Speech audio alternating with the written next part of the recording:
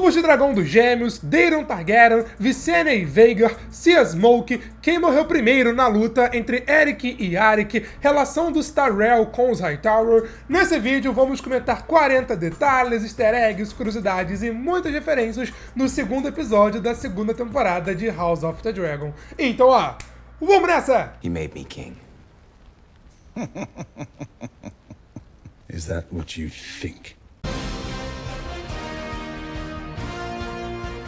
Fala pessoal, eu sou o Pedro e primeiro vamos comentar as informações gerais sobre esse episódio. O título dele é Rhaenyra a Cruel, tem direção de Clara Kilner, roteiro de Sarah Hess e está com nota 8.7 no IMDb. Eu adorei esse episódio, pra mim é um nota 9 sólido. E qual é a sua nota de 0 a 10? Deixa aqui nos comentários. E a abertura não mudou, é a mesma abertura do primeiro episódio, só que após Vhagar contra Hax, a gente vê a linha sendo costurada, ou seja, não foi agora, mas em algum momento a abertura vai ter alguma novidade. Antes de falarmos do episódio em si, eu quero chamar a atenção para a trilha sonora. Em diversos momentos, a trilha sonora tomou conta do episódio, não apenas criando a atmosfera, mas até melhorando algumas cenas. O Ramin Djawad, eu acho que eu falei certo, merece todo o reconhecimento pelo seu trabalho. E a música Fate of the Kingdoms, que é basicamente a música dos Verdes, é minha favorita. Toca inclusive uma versão violino dessa música naquela cena do Aemond e nossa,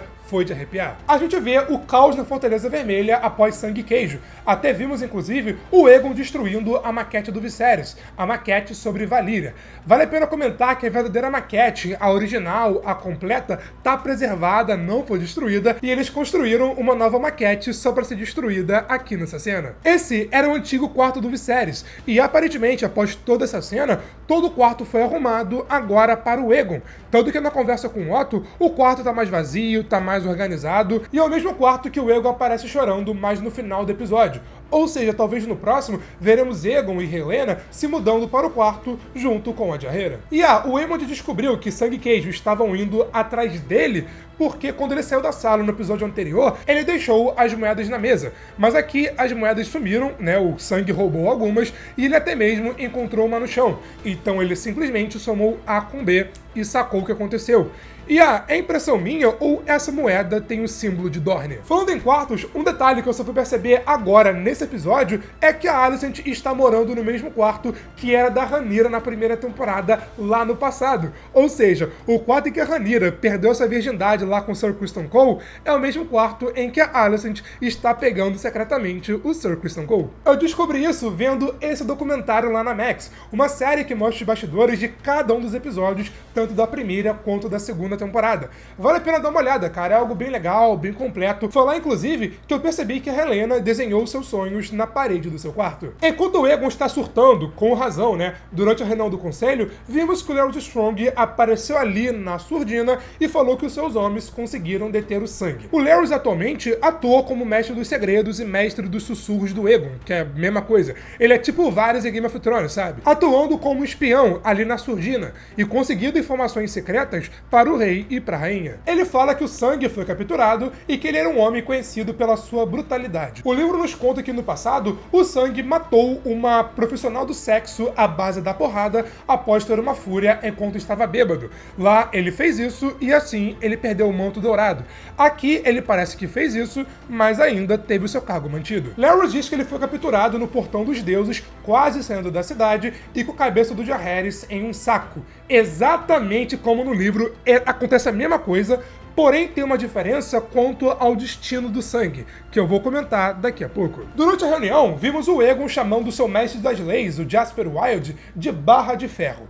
Segundo o Capitão Eustace, ele recebeu esse apelido de Barra de Ferro por conta de suas atitudes inflexíveis em relação às leis. Porém, segundo o Cogumelo, Bobo Cogumelo, ele recebeu esse nome mais por conta do seu membro inferior, já que Jasper Wilde teve 29 filhos com 4 esposas diferentes, sendo que a quarta até morreu de tanta exaustão. O plano do Otto é nojento, insensível, tipo, algo bem detestável, mas é algo inteligente, isso é inegável. O plano dele é levar o corpo do Jaehaerys até o fosso com o caixão aberto, pra lá ele ser queimado como um príncipe Targaryen. A tradição diz que os Targaryen devem ser queimados com uma pira funerária após a sua morte, pira acendida por um dragão, como vimos com Aegon o Conquistador, com Jaehaerys, com o rei Jaehaerys, com a Aemma Arryn lá no primeiro episódio, que era uma Targaryen por conta de sangue. Agora, quem botou fogo na pira do Jaehaerys? A Dreamfire da Rhaelena ou o Sunfire do Aegon?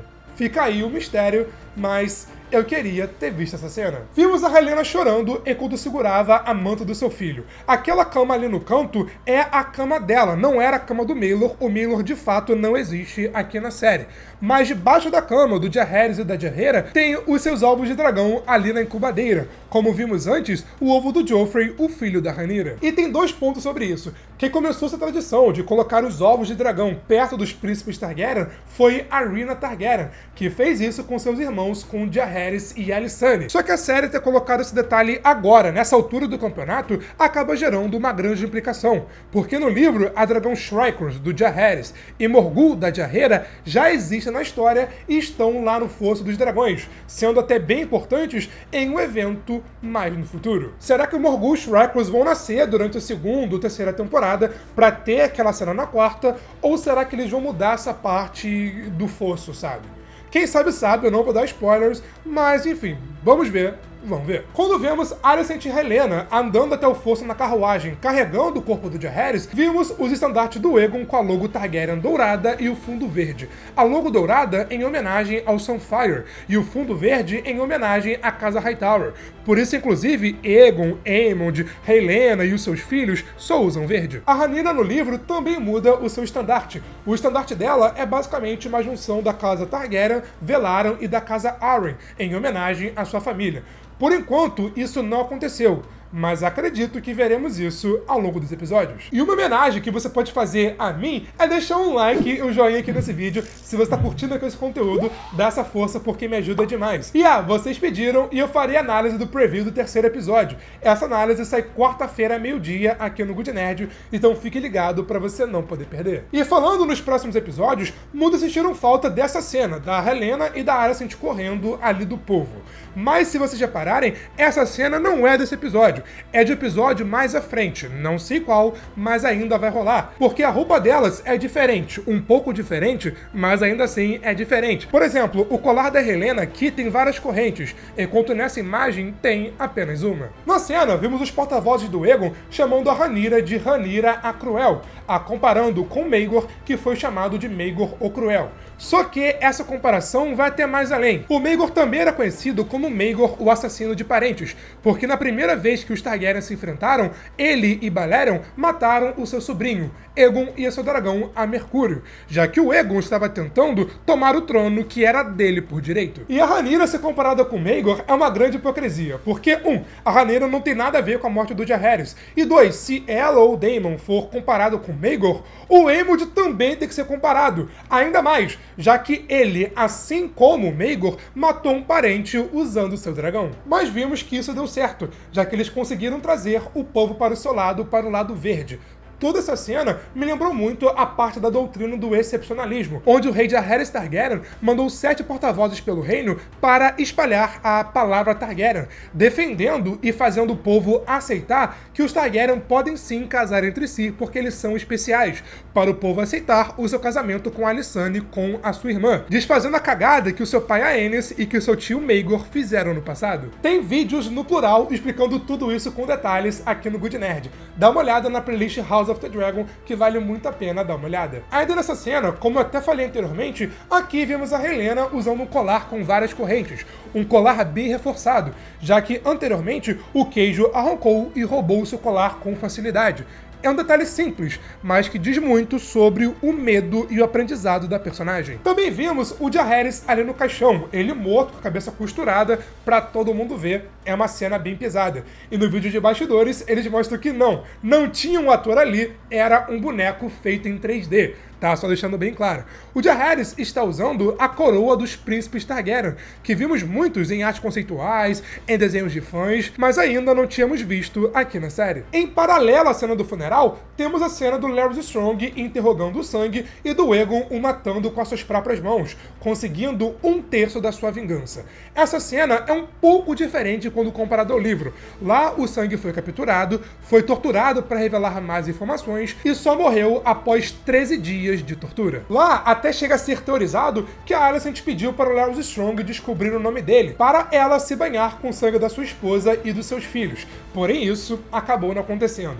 Na série, também não rolou. Ainda mais porque a Alicent, ao invés de consolar o seu filho, ou seus filhos, está mais preocupada em ficar com Sir Criston Cole. Lá em Pedra do Dragão, enquanto vemos a Rhaenyra furiosa após saber o que o Daemon fez, a cara dele no conselho se fazendo de sonso. Nossa, eu sei que House of the Dragon é uma cena engraçada, mas nessa hora eu dei risada. O Daemon chama o Aegon de Aegon o Usurpador, que foi exatamente como ele ficou conhecido nos livros de história. Após a briga, o Daemon finalmente foi para Harrenhal, o que ele tanto queria fazer. Harrenhal, para quem não sabe, é o maior castelo dos 7 reinos que está localizado no coração das terras fluviais e também próximo ao Olho de Deus. Até vimos o castelo nas primeiras temporadas de Game of Thrones e também no 6º episódio da primeira temporada. E durante a discussão, o Daemon fala que ele era o filho mais forte. A termo de curiosidade, o pai do Daemon e do Viserys era Baelon Targaryen, também conhecido como Baelon o Valente.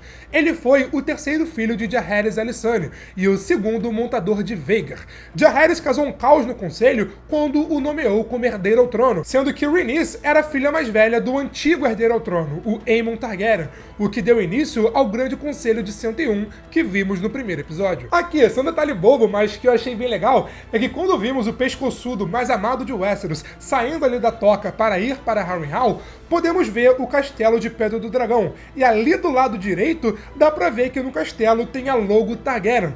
Eu não sei se isso apareceu antes, mas achei da hora e quis comentar aqui com vocês. Anteriormente, vimos o Aegon muito irritado porque Helaena estava sem proteção, porque a Helaena não tinha um protetor com ela, um cavaleiro a seguindo a todo momento. E isso é culpa do Sir Criston Cole e da sua incompetência. E mesmo após aquele esporro, a Helaena segue sem um protetor. Na cena em que ela chega do funeral, ela está acompanhada apenas por 2 damas de companhia, só que sem nenhum guarda, enquanto o Aegon tinha 2 guardas seguindo ele. Ok, ela passa por um guarda subindo as escadas e tal, mas o Aegon também passa e o Aegon tinha 2 guardas seguindo ele a todo canto. Ou seja, Sir Criston Cole, velho, eu te odeio. Melhor, eu te odeio. Falando em Aegon, lá em Pedra do Dragão, vimos o outro Aegon, o filho da Rhaenyra com o Daemon. A gente viu a Rhaenyra brincando com eles ali no quarto deles. O Aegon é esse aí, o maior, o filho mais velho, enquanto o Viserys é o filho mais novo. Detalhe que nesse momento, segundo o livro, o Aegon já tem um dragão chamado Tempestade. Até vimos aqui ele brincando com um brinquedo de dragão, então pode ter sido um easter egg. Voltando à Fortaleza Vermelha, a gente vê a Alicent ali tomando banho sozinha e até meio que, né, desse jeito aí que vocês estão vendo aí na tela. No episódio anterior, a gente viu ela mandando as servas irem embora, eu dei a minha interpretação daquela cena, mas muitos de vocês comentaram outra que faz até mais sentido. A Alicent mandou as servas irem embora porque ela sabe que quem escolheu as servas foi o Larys Strong, que as pode ter escolhido para vigiar a Alicent, para ficar ali meio que perseguindo ela. E ela, por se sentir desconfortável, preferiu ficar sozinha. Fora que, né, gente, é o Larys Strong. Saber que o Larys Strong está te vigiando dá pra entender, é compreensível. E o septo que vimos a Alicent rezando lá no primeiro episódio é simplesmente o septo da Fortaleza Vermelha. Não tem um nome definido e não é o septo de Baelor. Eu peço perdão pelo deslize, eu acabei me confundindo. Inclusive, o livro até nos fala que o Arik foi lá rezar antes de embarcar para a Pedra do Dragão. Falando no Arik, aqui o Sir Criston Cole o manda ir para a Pedra do Dragão, fingir que é o Arik e matar a Rhaenyra. A missão dele é matar a Rhaenyra. Com isso, a série trabalhou a hipótese do mestre Munkon, que diz que ele foi enviado para lá para matar a Rhaenyra, enquanto o Cogumelo insistiu que ele foi enviado para lá para matar os seus filhos, o Jace e o Joffrey. Aqui, o Cole toma essa decisão sozinho, sem falar com o Aegon, enquanto no livro a ideia também é dele, mas lá o Aegon está presente quando o plano é tramado. Aliás, o Eric só foi obrigado a fazer isso porque ele recebeu ordens do Sir Criston Cole. O Sir Criston Cole é o atual Lorde Comandante, ou seja, ele é o chefe da Guarda Real. Ele é que controla os Mantos Brancos e os demais cavaleiros. Ele é o responsável por colocar um cavaleiro para proteger a rainha. Só que ele tá muito mais preocupado em pegar a mãe dela do que, de fato, em fazer o seu trabalho. Na conversa com a sua futura esposa, Baela Targaryen, o Jace fala que seu avô, o Viserys, adorava comer bolo e até o ensinou a pescar. Essa é uma referência direta ao livro, já que lá o Viserys era um homem mais gordinho e que adorava comer bolo.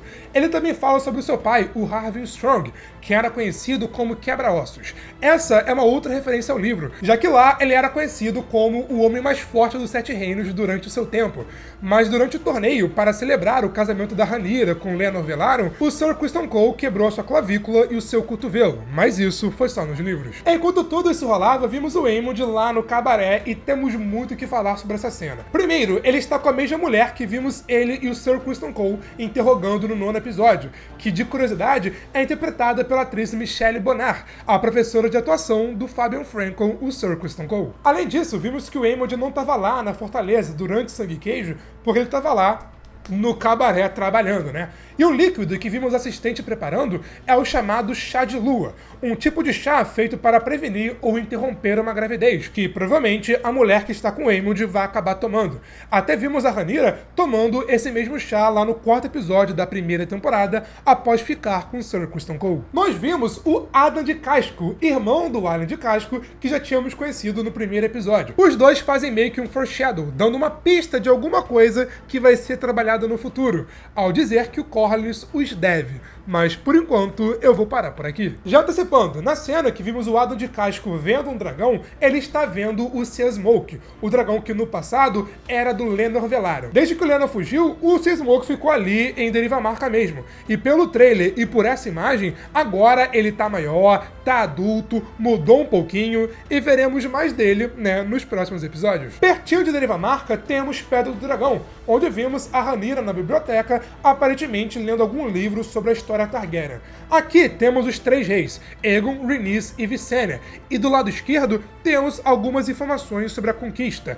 E na página seguinte temos Vhagar e Visenya em Dorne vingando a morte de Rhaenys e de Meraxes. Dá pra saber que é Dorne porque tem ali o solzinho que representa Dorne e também pela página na direita. Lá tem a descrição do que rolou, de quando Meira Martell se recusou a reconhecer Aegon como rei. Tem até citação ao Século de Sangue, um período de caos em Essos após a perdição de Valíria. Eu explico tudo isso nesses 2 vídeos, link também na descrição. E se vocês ouvirem com atenção a cena de conversa da Rhaenyra com a Mysaria, dá pra ouvir no fundo os dragões fazendo barulho, os dragões que estão, né, ali na ilha. É um detalhe simples, mas que, nossa, muito legal.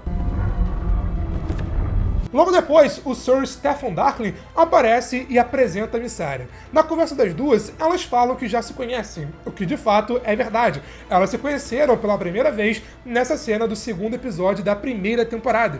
E a Mysaria, mais uma vez, menciona o que rolou no 9º episódio, onde Larys Strong mandou queimar onde ela e todas as suas empregadas moravam. Só que ela conseguiu escapar. Voltando à capital, temos uma cena dando um foco nesse homem misterioso, que até aparece roubando o comerciante. Esse aí é Ulf o Branco, interpretado pelo ator Tom Bennett. Esse é um personagem bem importante no futuro da história, assim como Hugh de Martelo, e por isso temos algumas cenas focadas nos dois. Mas por enquanto eu vou parar por aqui e na hora certa eu explico mais sobre eles. Ele estava vendo que todos os Seminadores de Rato que trabalhavam na Fortaleza Vermelha foram, enforcados a mando do Aegon, e entre eles estava o Queijo. O doguinho, até ficou triste vendo ele morrendo, coitado. Sobre os dois, o ator do Queijo até fez um post no Instagram confirmando que nenhum doguinho foi machucado naquele chute no primeiro episódio. Nenhum doguinho foi machucado, foi chutado, graças a Deus. No livro acontece a mesma coisa. O Aegon manda enforcar todo mundo e até falam que o Otto mandou trazer 100 gatos para a Fortaleza Vermelha. Mas o livro não deixa claro se o Queijo morreu ou se ele ficou vivo. Mas aqui na série tá bem claro que, virou o lateral do Vasco. Como eu falei no meu vídeo de review, a cena do Otto dando esporro pé da vida com o Aegon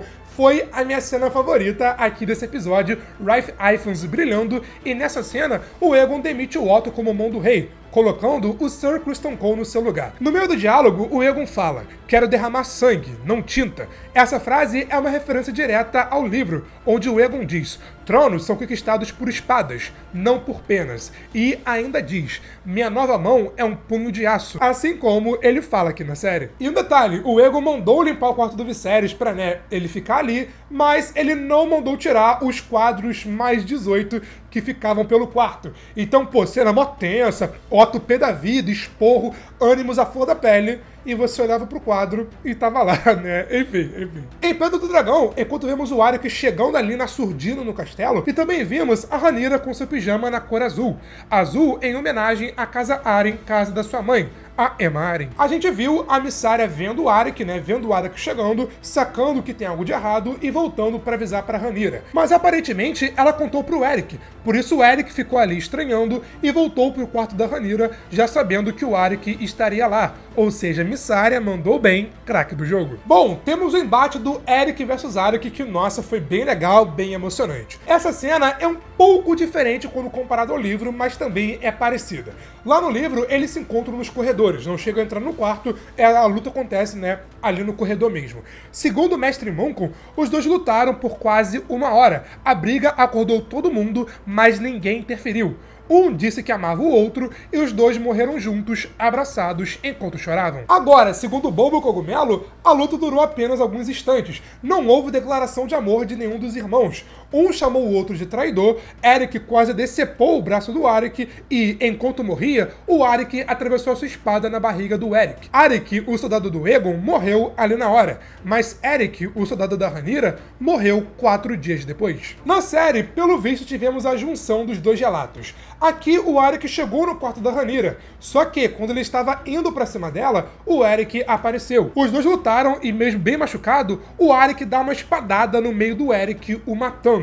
Só que, não suportando viver, sabendo que matou seu irmão, ainda mais após o Eric dizer que o ama, o Arik tira a sua própria vida. Ficou meio confuso, mas seguinte, quem morreu primeiro foi o Eric, o guarda da Rhaenyra. O Eric tinha machucado a sua perna, enquanto o Arik, do Aegon, tinha machucado a sua testa. O Eric morre e o Eric se mata após ter matado seu irmão. E detalhe, quem de fato estava ali, fazendo as cenas, as coreografias, foram os gêmeos Luke e Elliot. Os dois treinaram por meses para ficar em forma e também treinaram toda a coreografia. Voltando à Fortaleza Vermelha, lá finalmente tivemos uma menção direta ao Daemon Targaryen, o quarto filho da Alicent com Viserys, que está atualmente em Vila Velha com seu dragão Atessaron, e ele está sendo escudeiro do Ormond Hightower, o sobrinho do Otto. Ao que parece, vai ser apenas isso. Ele só será mencionado aqui nessa temporada, mas não vai aparecer. Eu acho que ele não vai aparecer porque não temos nenhuma notícia, nenhuma novidade sobre o casting. E pô, o casting do Daemon é algo importante, então se já tivesse,